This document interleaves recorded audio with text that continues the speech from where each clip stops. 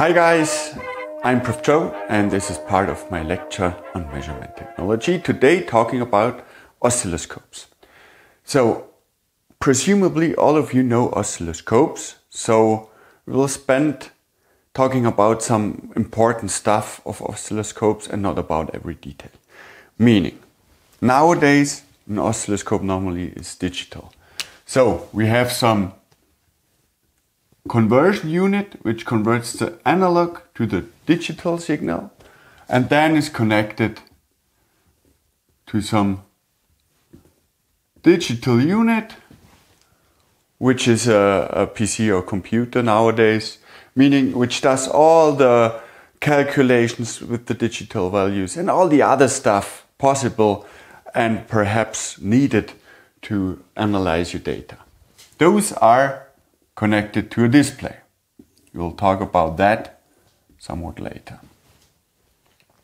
Those displays show us the stuff, the analyzed data or the not analyzed data we've recorded over here using the analog to digital converter. So typically there are some connectors to oscilloscope, and most of the time there are at least 2 to 4 connectors for basic voltages, meaning we have some basic connector which normally has 2 options of connection, which at one place holds a capacitor and which at the other place does not hold a capacitor, connected to the outside. So meaning there's the point you connect your unit to your desired voltage or whatsoever. Okay, there's a second one, typically same type.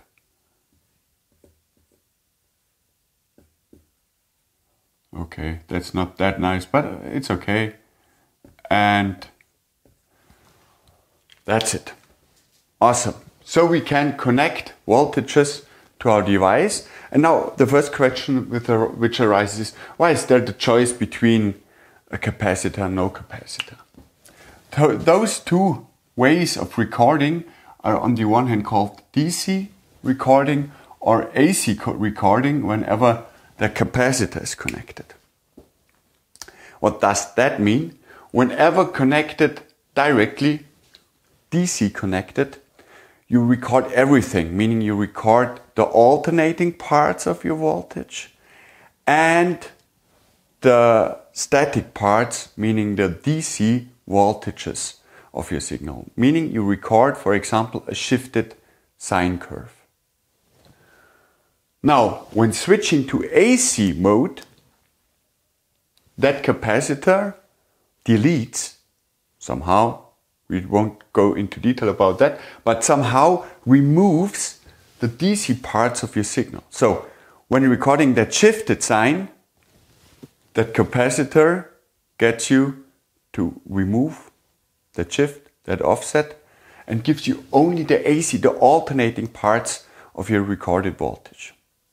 That indeed is useful and is built in any digital modern oscilloscope. Why? Because we can remove constant parts of our signal and determine them and determine the alternating part and determine the not alternating part of our signal. And that makes it possible to analyze your signal in first glimpse by understanding what parts are static, do an offset, and which parts are alternating. Those 2 modes are used in every which way and are somehow a source of errors, because forgetting to switch into the right mode might give you a signal which looks like a purely alternating signal, but which is in reality is shifted when forgetting that you are doing AC mode. And on the other hand, perhaps you won't see any signal because you are driving in DC mode and there's a high offset voltage which shifts your signal out of the range of your screen, for example. Okay, that's one thing. Then at that point over here, there are some, I will call it AV, some parts which do the adaptation of your signal. Meaning, if there's a high voltage with an, for example, amplitude of 100 volts, those 100 volts can't be directly connected to your AD converter, for sure. Therefore, we need some adaptation unit, a U, let's call it that way, which is nothing more than a resistor splitter, a complex resistor splitter we will talk about in the next part in more detail. Then, more or less, we go directly into the AD converter, and that is the part which we are going to talk about in the next chapter about digital signals and digital analog conversion and so on, which is important beforehand. The digital units, which indeed are PCs, we won't talk about in more details. Okay, what else is important for our oscilloscope? Typically, you get some trigger input over here. Let's call it T. What does it do? It makes it possible to start the display of your signal. So imagine we have some sine over here. Now, when we would just display that those values, those sine values, in the way they come along from our input sources over here, those sines would switch, would flicker all around. They would start at any point. They would start at that point. They would start at that point, at that point, at that point, that point. And that would give us a signal we cannot really analyze, we cannot look at, because it's always flickering around. And now that's the reason why we need some trigger signals or trigger options. Now, one option all oscilloscopes offer is we define some voltage which has to be reached in a risen way, meaning the signal rises, and when it rises to that value, we start the display of the sine, for example. So we always start at this point to display the curve. This point, this height is always at the same place, so that the curve displayed will be static. We have a watchable, usable, analyzable sine. Now, why is that rising stuff important? Because we have a second place where this value occurs, but we won't start at that place because it's falling, it's a falling edge. So that's the difference between falling and rises, edges and triggers in your oscilloscope signals. There are more options to trigger. More options to trigger depending on the signal, but more options to trigger externally. So maybe this external trigger will tell you, now start display, now start display, now start display, giving us somewhat like a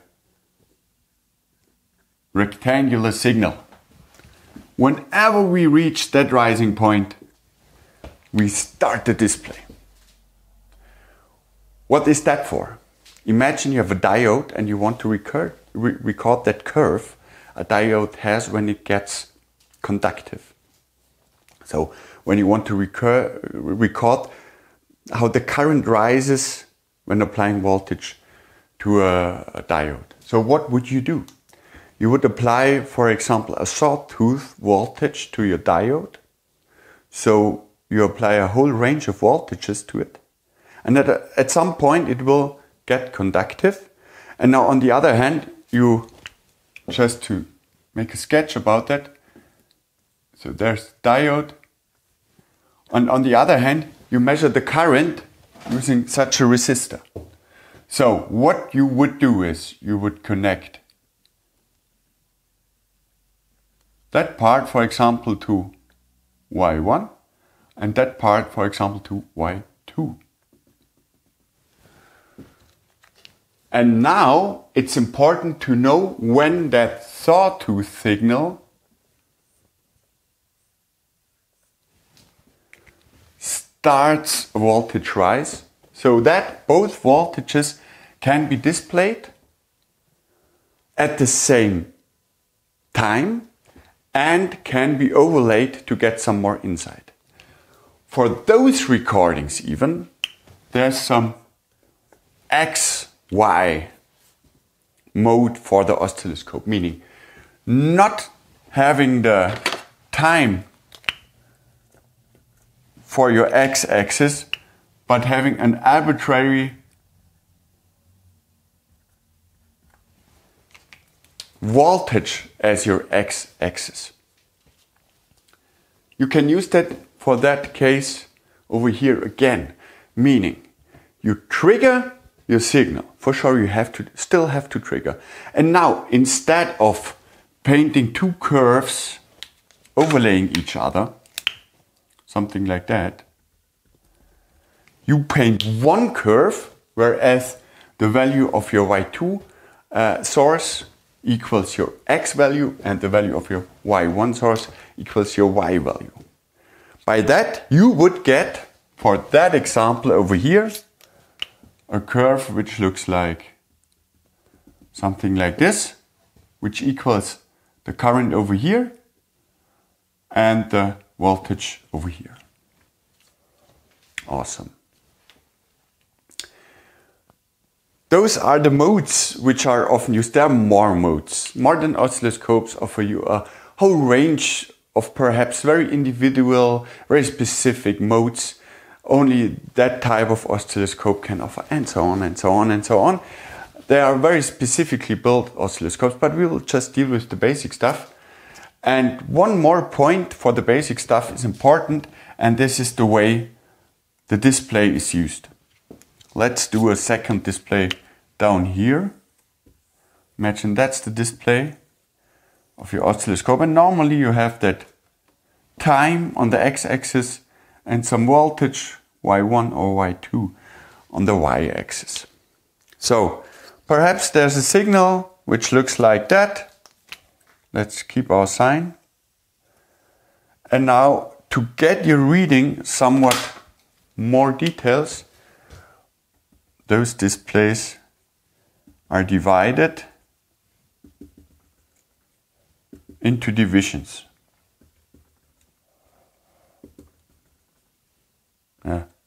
Let's even use straight lines.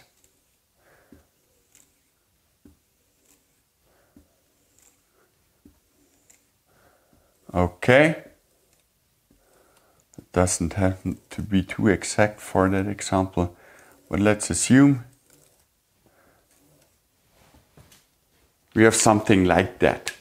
That would be a typical display. Now, for that stuff, what is important about that?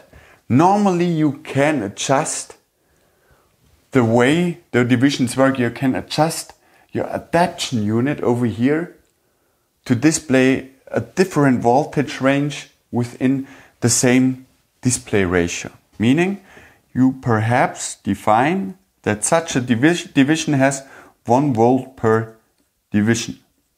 And you define, by changing your trigger values and changing the speed of recording, that perhaps this part of the signal is 1 millisecond per division.